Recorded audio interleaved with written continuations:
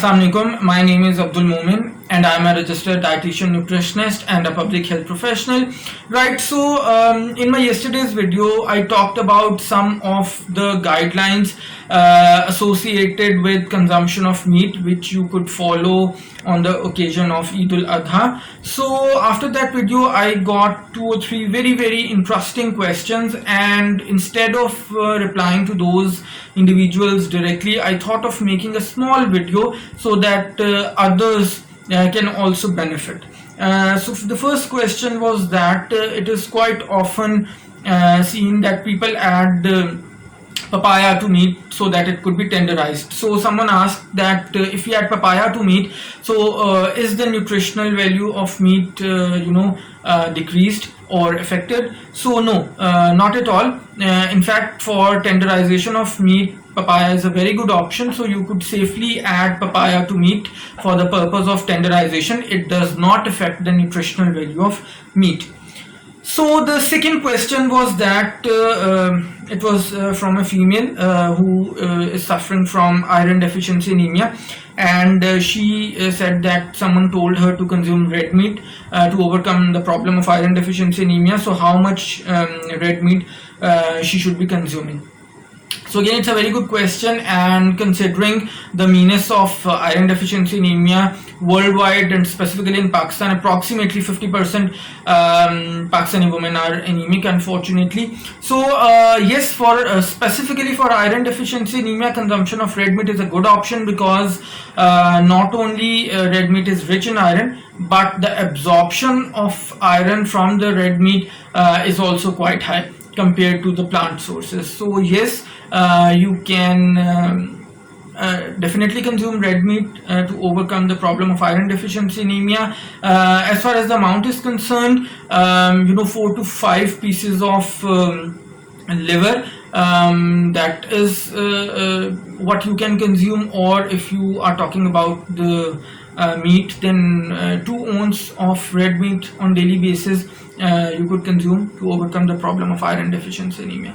Third question was that can we freeze red meat over and over again? Okay, so now this is a very important question, and it has probably something to do with one of my pointers which I discussed in my last video regarding the shelf life of meat. So yes, you can definitely store red meat for a longer period of time. If it is uncooked, you can store it for 3 to 6 months. But there is one thing which you should always consider, which is generally quite ignored in our homes, and that is whenever you try to defrost the meat, you should take out only the portion which you aim to cook that particular day.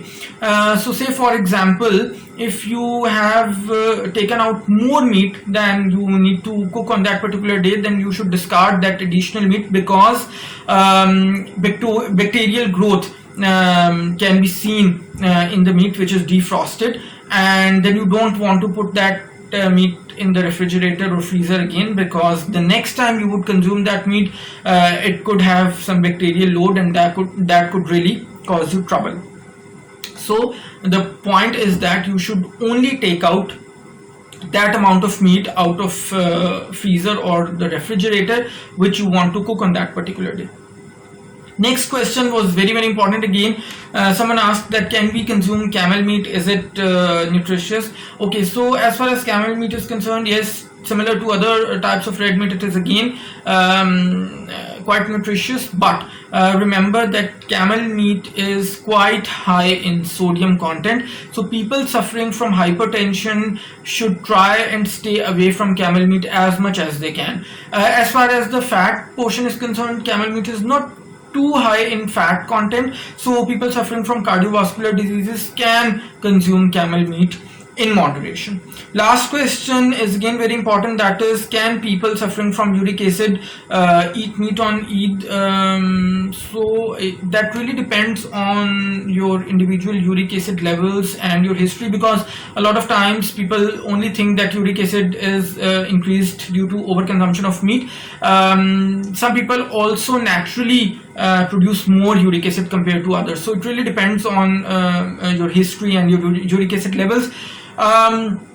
Safe side, you could consume 1 to 2 ounces of red meat on the occasion of Eid, so that is not going to harm you a lot, not more than that definitely. However, it really depends on the individual history of the patient and the uric acid levels of the patient. So I do hope that you have liked this video. If you have, do not forget to like this video and share with others so that others can benefit as well. If you are watching my video for the very first time, do consider subscribing to my channel and hit the bell icon so that you do not miss any of my future videos. Until next time, it's bye bye from my side.